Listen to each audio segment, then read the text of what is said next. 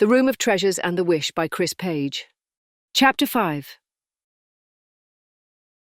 The Storm.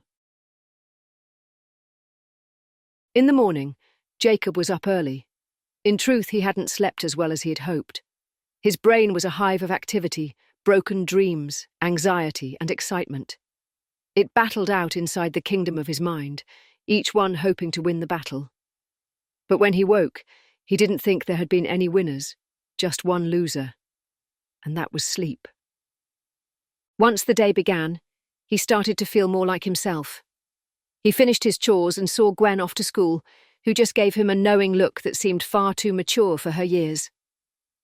He made his way back to his room, and once the coast was clear, he gathered up the completed forms and his box of money. He then put it inside his backpack and made his way to the market to what he hoped would be the start of his and Gwen's new life. On his way to the market, he swung past the beach. The fishing boats were already out, and one was slowly making its way back to shore. One of the fishermen saw Jacob and waved. He shouted out to the man, "Morning, you are so early today." The man pointed out to the horizon, and Jacob could just hear the man's voice drifting over the small waves. "A storm is coming. We had to get our nets in, or they might be lost." "Okay." Jacob looked to the horizon. It didn't really look that bad to him. It was more of a slight blemish in the distance where the gathering storm clouds had begun to accrue.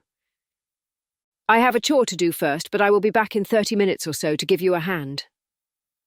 "That would be great," replied the fisherman as he started to busy himself on the boat. He made his way to the market, but some of the anxiety he had felt earlier that day had left him, now leaving him feeling thrilled and energized. He found himself at the market without even realizing he was there, as he had been so lost in happy thoughts. He climbed the stairs to the manager's office and knocked. There was nobody there, but the door was slightly open. He called out, but no answer came. He decided to wait on the steps for the manager to come back. But after a few minutes, a man with a broom came past and told Jacob that the manager had been called away and that he might be gone some time. "I have some forms for him," Jacob said. "Well, you can just leave them on his desk, and when I see him later today, I will let him know that you have dropped something off."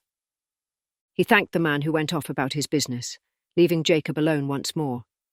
He guessed he would have to leave it, but he was really worried about leaving the money on a desk with an open door and with no receipt or proof that he had even put the money there. He didn't know what to do. He waited another 30 minutes or so, but still, the manager hadn't returned.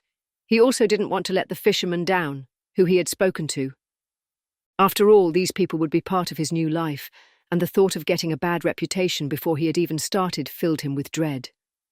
Why couldn't the manager just have been here? It would have been so simple, he thought to himself. If he hung on too long, even Miss Jane would realize something was up, and he didn't want her to know anything about his and Gwen's plans until they were set in stone. That's it. I have to do something. Any action is better than no action, he thought to himself. He went into the manager's office, found a pen and some paper and wrote on it, "For the market stall," underlined twice to make it look important. The rest of the note continued. "It's not the complete amount, but I can get the rest to you in the next few weeks. Thanks, Jacob." He put the money in the envelope with the forms and placed them in the middle of the desk so they couldn't be missed. He looked back just once to confirm in his mind that he had actually done it and made his way back to the beach. Jacob was surprised at just how much the distant sky had darkened in the short time that he had been in the market.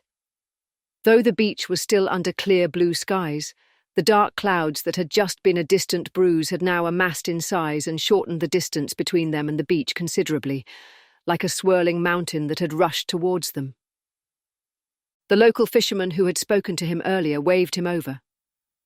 "Thanks for coming back," the man said. "It's going to be a bad one. The nets are in. If you could help sort and store the fish while I get some of the other men over to help move the boats up under the trees, that would be great. It's going to be a rough day, and with the low pressure that's coming with the storm surge, the tide will be really high, and we can't risk losing the boats. It's going to be a few hours of really hard work." Jacob threw his backpack down and ran straight to work. It was a few hours later, and Jacob was standing with the other men on the beach. All their jobs had been completed, and the first rain had started to speckle the beach. The large raindrops created tiny craters on the dry sand, only to be lost to the downpour that was about to come. "Right. Well done, everyone. We've done all we can. We just have to hope the storm blows out quickly. Everyone go home and be careful." "Jacob," the fisherman called him over as the rest of the group wound their way home to hide from the storm, as if it were a prowling animal that couldn't be reasoned with. "Thanks for your help. You worked really hard, and you had less to lose than the rest of us." And with that, he took some notes out of his pocket and gave it to him. It was the most he had ever been paid in one go. "It's too much," he said. "Nonsense, you worked hard. You get paid for it." And the man thrust the money into his hand. "Now get home and stay there." He ran and picked up his now sodden backpack and put the money in his pocket. He still didn't think it was the full amount he needed, but it might have pushed the deal a week closer. He was ecstatic. It was really going to happen, he thought. He wound his way home, and the once open houses that were so full of life and colour were now shut up. Some of the shopkeepers had boarded the shop fronts up to stop the wind from damaging any goods inside. It looked more like a town under siege, abandoned and lifeless, but unseen in each small living space.